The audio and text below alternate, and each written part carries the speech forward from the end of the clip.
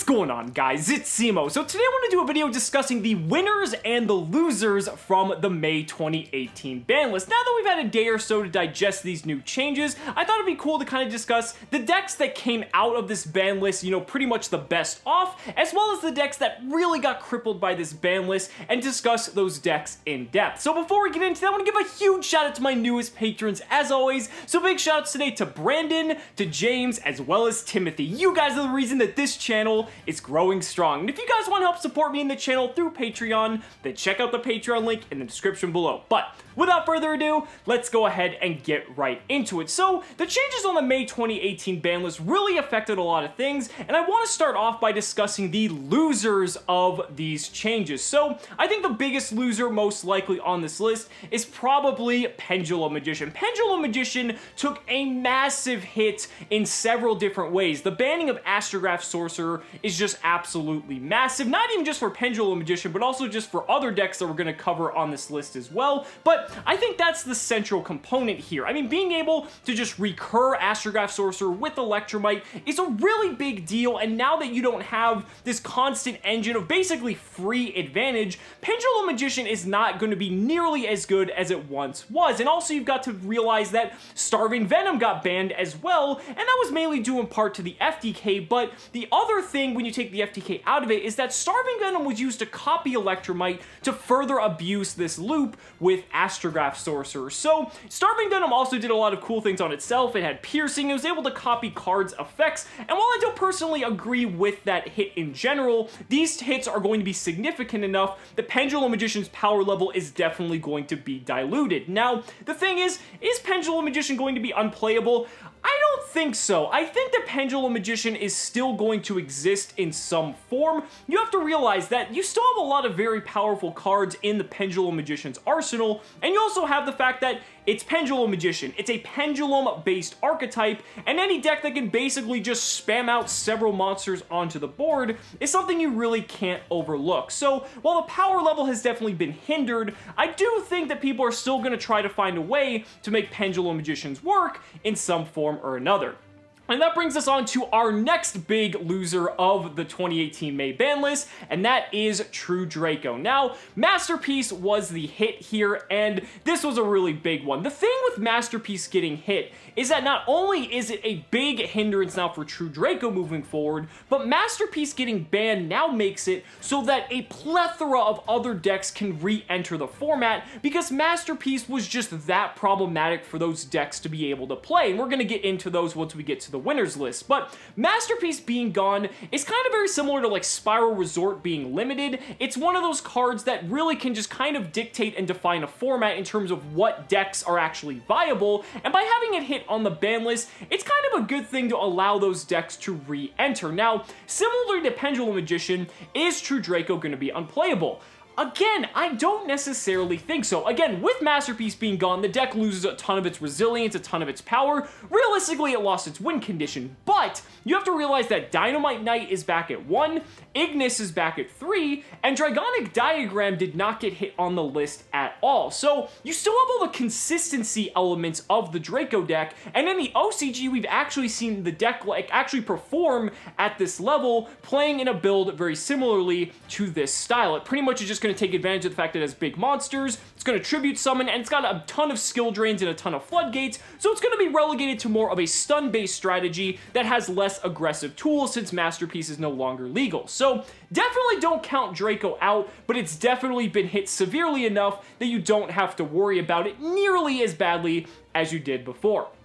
Now this brings us on to our next deck, Zefra. I don't really have to talk too much about this, but remember, Zefra has actually been topping YCSs, and Zefra actually won the UDS in Sacramento. Zefra was actually low-key one of the strongest decks of the previous format. I just don't think a lot of people maybe realize that or really wanted to pick up the deck. The deck was able to produce boards that were just as powerful, if not maybe even more powerful than Pendulum Magicians, and again, that's pretty much due in part to ASTROGRAPH Sorcerer looping with Heavy Metal Foes Electromite, so pretty much collateral damage there with ASTROGRAPH getting hit to 0. This is one of those decks that I'm not sure will be able to recover. I still think the archetype is very good, but I mean, we don't have Denglong compared to the OCG, so ASTROGRAPH Sorcerer getting hit might have done enough damage that the deck will not see nearly as much play, if any play at all, but we'll just have to wait and see.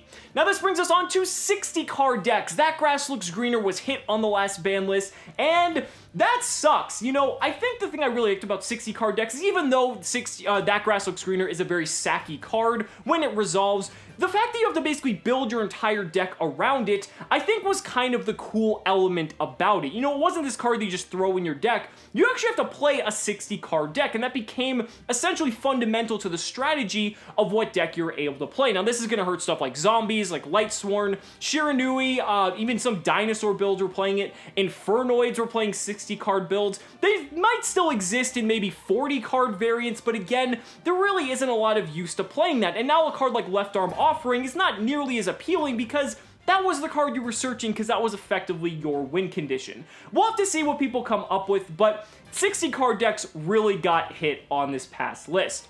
Now, a couple others. Gem Knight FDK really got murdered on this list as well. I think the FDK is still viable because Lapis Lazuli is still at 3. You just have to go through a lot more steps, I think, to achieve the FDK compared to what you were doing with something like Master Diamond. And the thing is, I don't know if that's enough for people to want to actually continue playing Gem Knight FDK, but it's one of those things that we'll have to wait and see what those players come up with. And last but not least, on the losers, we have Chainburn. Funny enough, Chain Strike went to 1. I don't think any of us would have ever predicted that ever, but I mean, Chainburn, again, it hasn't been relevant since Zoo format, but you know, it kind of got hit by having Chain Strike go to 1. I guess it kind of got hit when Ojama, Trio, and Link Summoning kind of meshed. It didn't really work out too well together, but that aside, I think it's still something that I should have mentioned. Now, moving on to the winners. This is something you guys are probably looking forward to. Which decks came out of the ban list the best? Well, we're going to start off with Trickstar. Whether you like it or not, Trickstar was probably the 3rd best performing deck of the previous format, and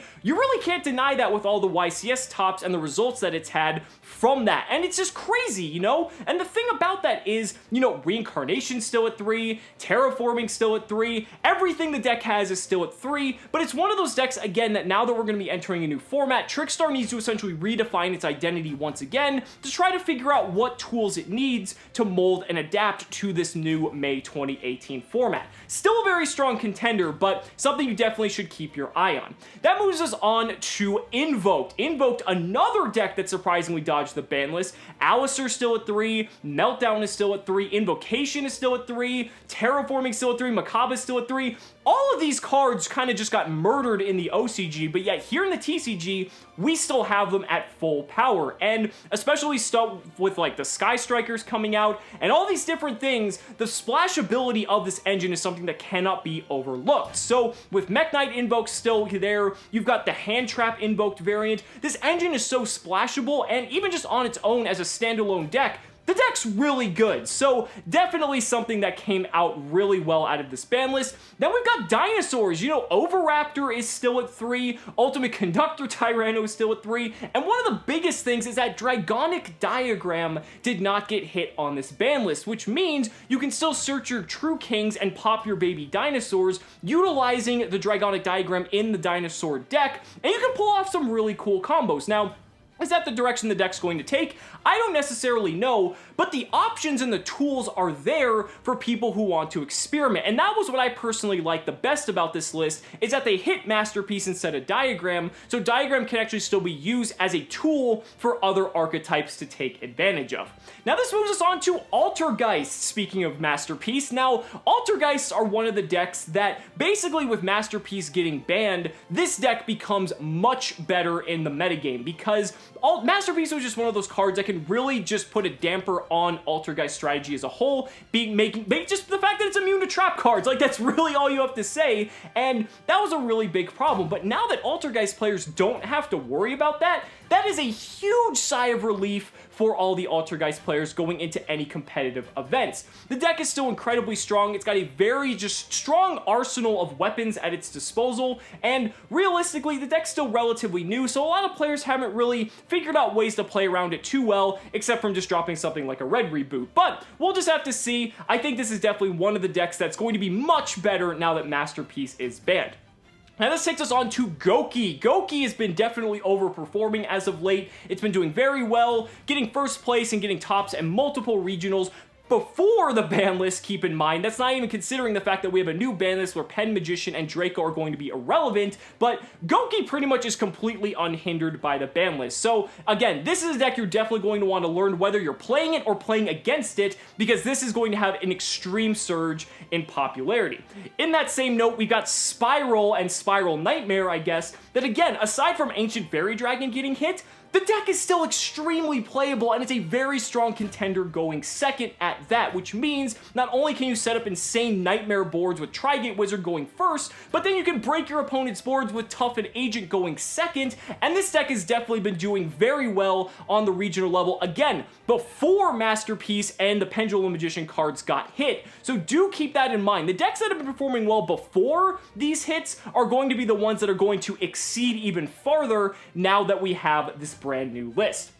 Moving on to some more lower tier decks that are going to do well. ABC, again, Ancient Fairy Dragon was a big hit, but ABC Nightmare in the OCG has been a phenomenal deck, and we don't have Summon Sorceress yet, but the potential is still there for something like ABC to do very well. Union Hanger is still at 3, Terraforming is also still at 3, and keep in mind, like the OCG, Union Hanger was on the Forbidden and Limited list for quite some time, so we have even more tools at our disposal compared to the OCG, which means we can do a lot more with a deck like that. Then there's also a deck like World Chalice. Remember, this deck won a YCS, so do keep that in mind. It also manages to just nab a YCS top here and there. It's very, there's a very combo-centric deck, and people question, with all the other decks that can take advantage of Nightmares, is this deck still a threat? I definitely think it is. It might not be the most represented deck, but it's a deck that you could basically see at the top tables of the YCS at realistically any moment, and the Nightmares pretty much help facilitate that entirely. So definitely something to look out for. Paleozoic is another deck that is going to be coming back into the competitive forefront now that True Draco is basically out of the mix for the most part. The thing is here, I think Paleozoic actually won the Czech National, if my memory serves correctly. Someone will correct me, I'm sure, but that's really cool considering that Draco and Pendulum Magician were legal for that event, and maybe it might not have had the highest attendance, but the fact that Paleozoic won that event is still nothing to pretty much overlook, so do keep that in mind. We've also got Water or Mermail, now with Atlantean Dragoons going to 3. This deck is very combo heavy. It's a very good going second deck. Can be a little bit fragile with all the different forms of disruption in the game, but 3 Dragoons is pretty sweet, and the OCG we've seen Water do well every once in a while. Again, I don't think it's going to just kind of make a splash in the meta, but I definitely think it's something that you might see people try out just to have a little bit of fun.